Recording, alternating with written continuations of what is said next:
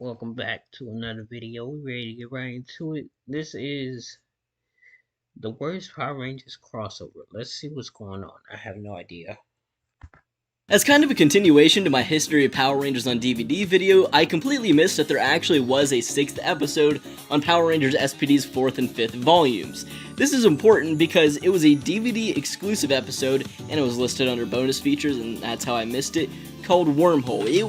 And it's really strange that they released it this way, because Wormhole, the episode that was seen on these 2 volumes, is the second part, and then part 1 of the crossover, called History, was released on Mystic Force's first volume. What the hell is that? So you released part 2 first as a DVD exclusive, and then part 1 is released a year later for Mystic Force's first DVD? If you were just watching on DVD, you were confused as hell. I was, because I watched that episode on DVD, which makes it even crazier that I completely forgot it was on there. But I was confused as a kid, because there was continuity errors, because us at home were watching part 2 before part 1, and while that whole release schedule was really confusing, the episodes themselves don't make much more sense. These 2 episodes deal with time travel, so there's gonna be continuity mistakes, and some things are just a little weird, like Part 1, History, for the SPD Rangers takes place before Wormhole, but for the Dino Thunder Rangers, it takes place after Wormhole, because of time traveling shenanigans. But to make it make sense, let's just get into the plot of the episode. So it starts off, and for the Dino Thunder Rangers, they are celebrating their 1-year high school reunion. They're having like a get-together or party for 1 year out of high school. I have never heard of any high school doing that ever.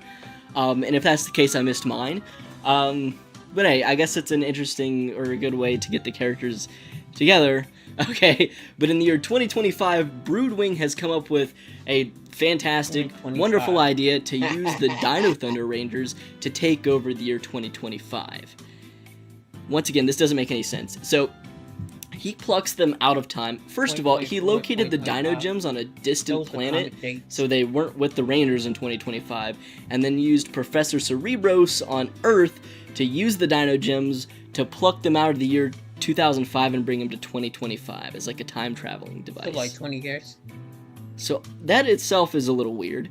Okay, but it's also not explained why Broodwing even believes that the Dino Thunder Rangers would just agree to help him take over the world. They're the Power Rangers. They fight evil, so obviously that's not going to happen.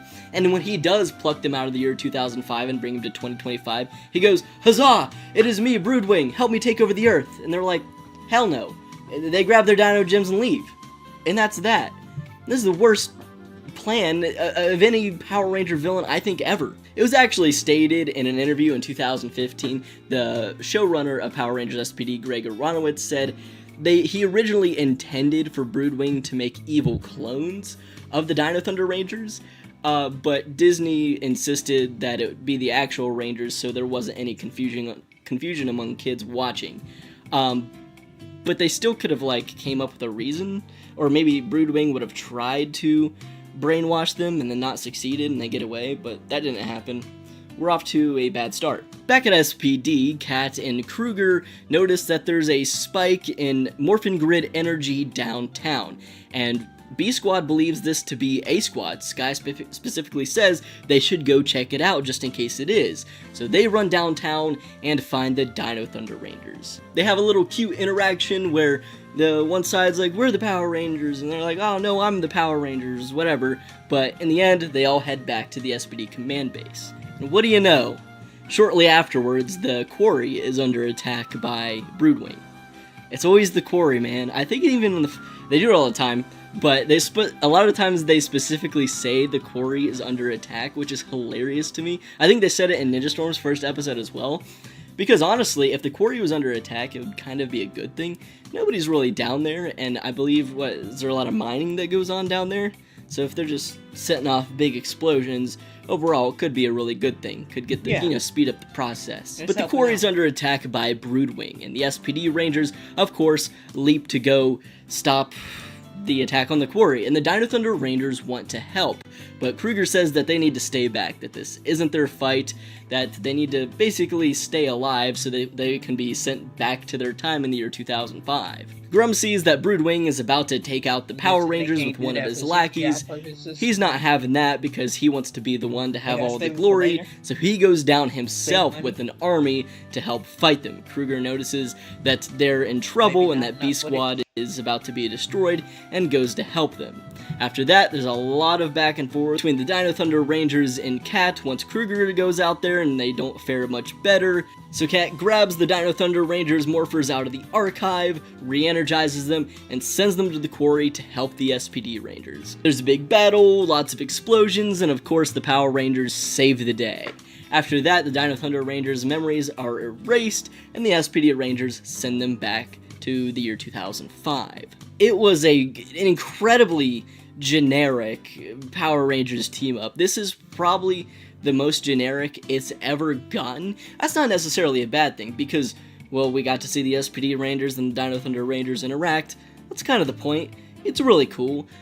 But nothing really happens here at all. It's really just a quick setup and then fight scenes. You know, it's nothing special. I don't think it has to be, especially because we got a separate kind of like a part 2 to this episode, a completely different team up, which I think is a lot better. It's definitely one of the weakest SPD episodes, and only 3 out of the 5 Dino Thunder Rangers were even present.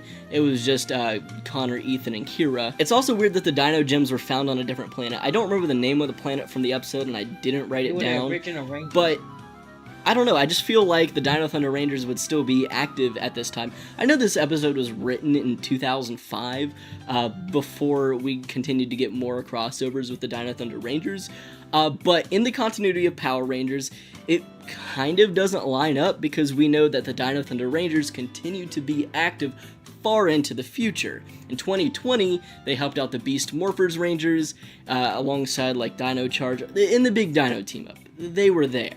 And then in 2023, in the Once and Always Special, which I also believe takes place in 2023, they could be seen as well as like little Lightning Collection figures. Connor and Trent were kidnapped among a bunch of other different Rangers by, I believe, Snizzard and squished down to a really small size to get their powers drained, but as, you know, late as 2023, they're still on Earth, and then the Dino Gems somehow end up on a different planet in 2025. It's really cool for lore. I mean, speculation's always fun, and it does technically line up because 2023 is still 2 years out of 2025, but I'd love to know what the hell they were up to have the Dino Gems end up in a different part of space. That is awesome. But let's get into Wormhole, the kind of spiritual part 2 to history, although those two have a very little connection except for the fact that they both happen. The Dino Thunder Rangers in the year 2004, with Trent this time, it's just not the other 3, are hanging out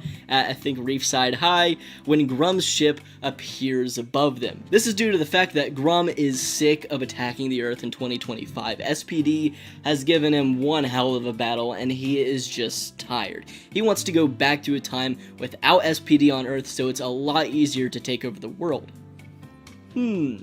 I have heard of something like that before. SPD notices the wormhole that Grum used to go back to the year 2004 and chases him down. The Dino Thunder Rangers, still trying to figure out what the hell this ship is, runs into the SPD team when they go back in time. Now this is what I was talking about earlier where it doesn't make much sense, okay?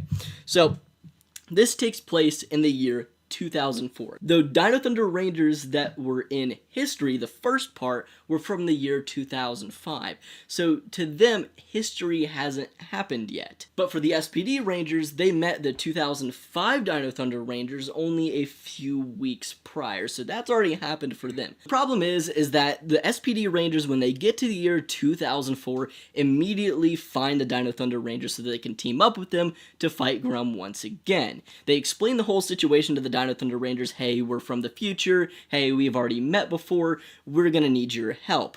But the Dino Thunder Rangers obviously don't know about any of this because it hasn't happened yet. But Bridge explains the reason that the Dino Thunder Rangers don't know the SPD Rangers at this time is because their minds got wiped or erased at the end of the episode history. Which is true, their minds did get wiped, but these are the Dino Thunder Rangers from the year 2005.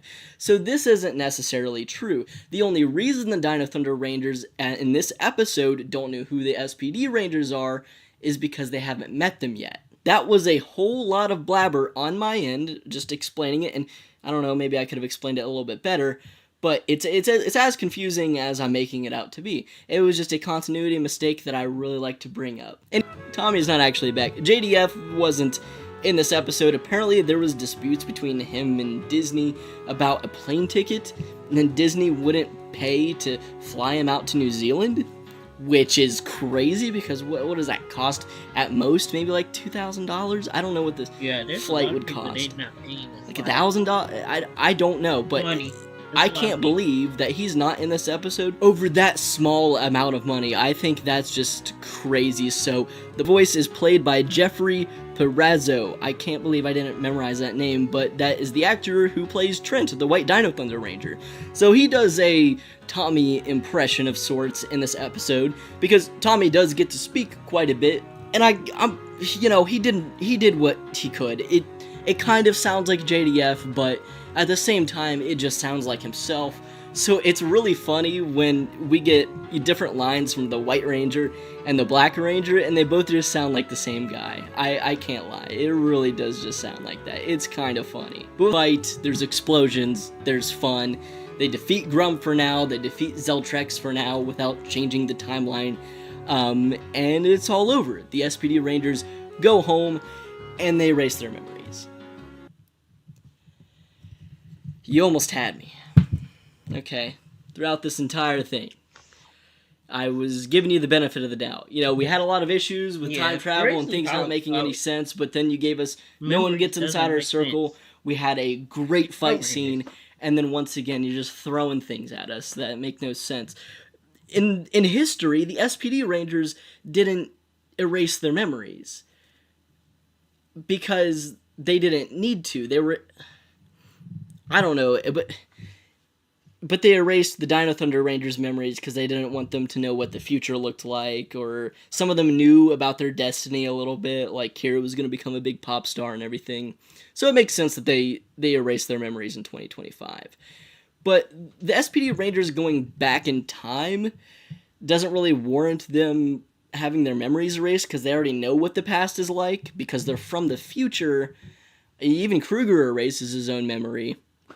I always just found that to be kind of weird. So everybody's memory got erased at the very end. It wasn't just the SPD team. It was everybody. Everybody from Dino Thunder, everybody from SPD. They're not going to remember a single thing happened. Both episodes don't really make much sense because of the whole time traveling thing. Broodwing's plan to just convince the Dino Thunder Rangers to help take over the world. That wasn't very well thought out. They erased their memories for no reason. Bridge was wrong about one thing. It's a mess. And this was the last time we got that on a regular basis.